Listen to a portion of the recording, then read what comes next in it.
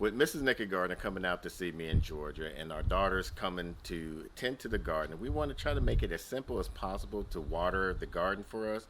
And so what we're going to do is we're going to add another drip irrigation system over here and update our drip irrigation system for the raised bed back around our compost area. So in this video, we're going to show you how to do a simple DIY drip irrigation system for raised bed. Now this is a reloaded video, so let's get growing. What's going on, YouTube Gardener? It's your boy Sydney from the Naked Gardener channel. Hopefully after watching this video you'll learn how to do a simple DIY drip irrigation system for your garden. Now last year we installed this drip irrigation system after having it for a year, and I felt kind of intimidated. I'm probably like most of y'all gardeners want to have a drip irrigation system for your garden, but you feel that you have to have a plumber or some licensed irrigation person to install it. But we're going to show you how easy it is. We'll put a link up above to show you a previous video that we've done.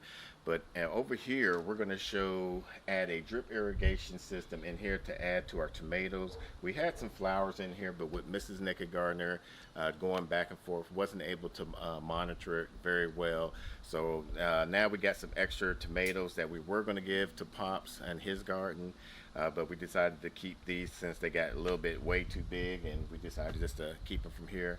But we're just going to add a extended from our drip irrigation system that we have existing, and add a main line here, and then put some drip irrigation tubes through each one of these containers. So let's go and show you. We're going to take all of these down and show you where we're going to connect it and tie it in from there. Alright, so here we have our existing underground line that we have going into this bed, and then we have another line going over through here. Dug out about 4 inches deep through here, as you can see. And what we're going to do is we're going to remove all of these plants, put a main tube going across through there. We've let this tube sit out here for about 24 hours. That way, out in the sun, that way it can get real nice and soft and pliable. Or you can use hot water. You don't want to use boiling hot water, just good nice hot water to get it nice and loose and pliable. And then we'll show you some of the other pieces as we go. We're going to put a T here and an elbow through there and kind of stick it to the wall.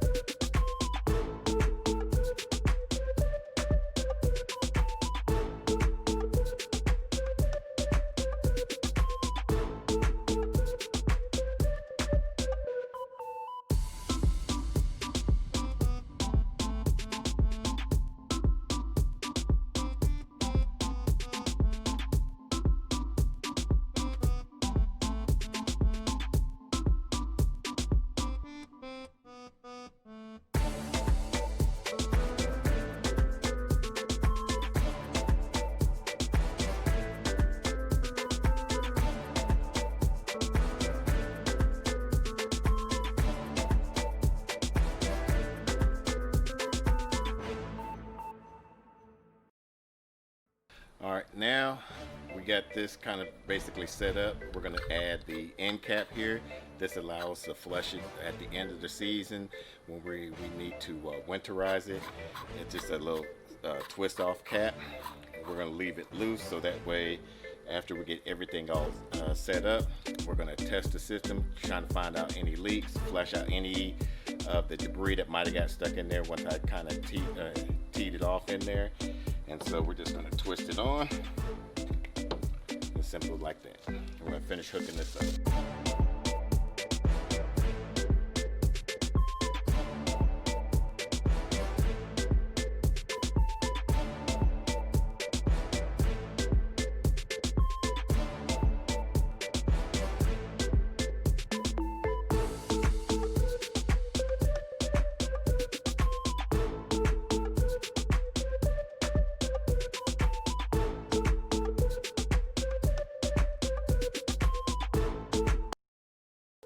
All right, so I just thought about something. We're gonna add an automatic shut-off valve. Well, not an automatic, but a shut-off valve.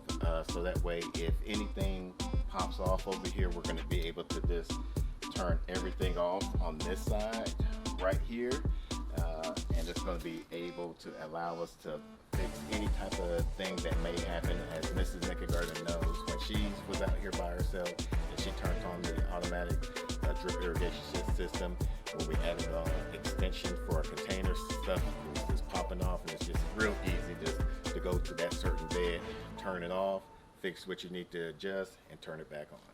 So that's a good thing about these. Like I said, you can custom make these any type of way that you want to fit your needs. So we're just going to cut right here, add this on there, and slide it back on.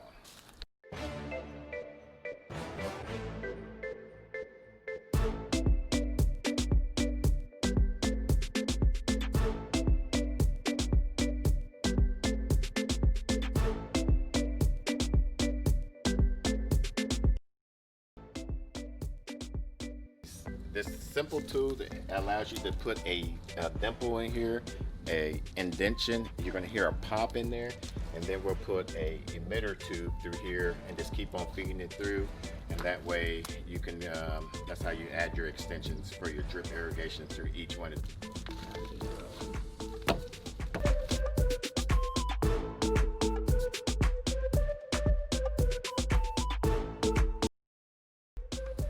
Alright, so we got these 1/4 inch barb connectors, and from these holes that we made previously, we just stick in it here. You're going to hear a little pop, just like that.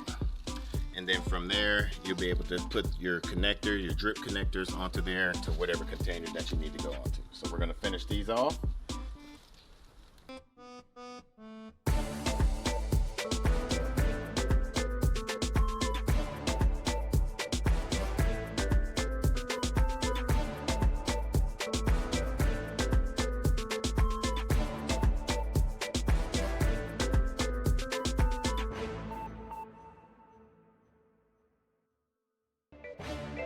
Alright, so we got all the tomatoes back, and that's for the simple fact now I'll be able to find out how long my tube needs to be. And we'll just stick this part of the hose into that 1/4 inch barb connector, and then we'll put the drip part on the end of this one.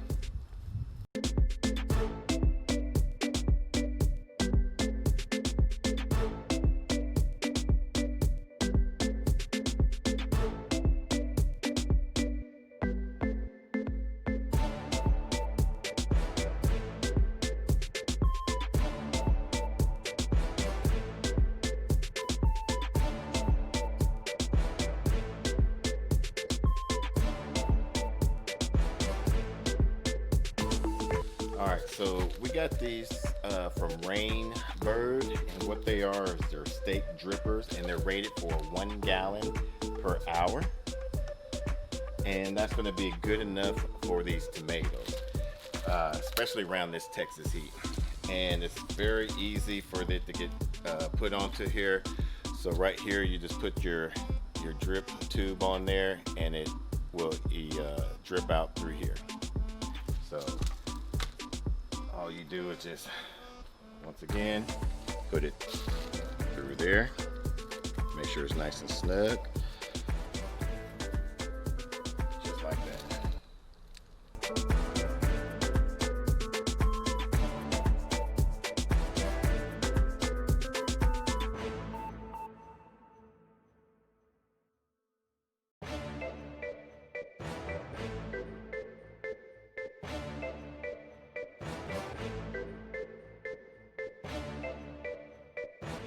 Alright, so now we're at the faucet. We're going to just turn it on, set the timer for about 15 minutes just to do a test piece to see where the leaks are at. If there are any leaks, that way we'll be able to find it.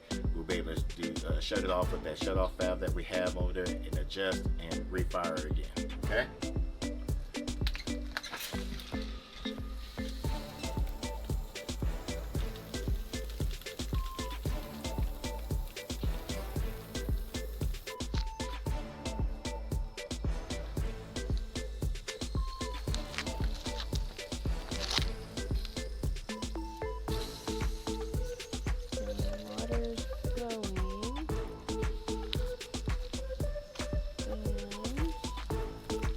also on over here. Let's switch. Oh. Water drip.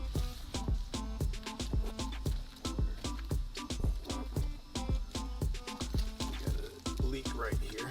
So you just have to adjust that.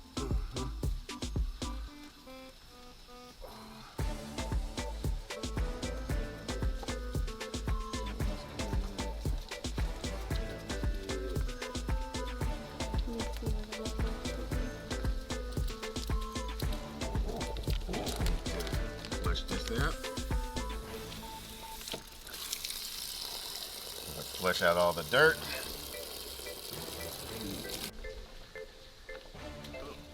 So I had to turn the shut-off valve off for him to get that cap back on. Sounds like we got a leak. Oh, I forgot to. So he was making adjustments over here earlier and did not remember that was disconnected. So that's par for the course, but that's why we have those shut-off valves. You see how like we just shut it off and like we can address that issue. So we got everything tied down. There was a little bit of leaks, but we was able to adjust that from the shut-off valve.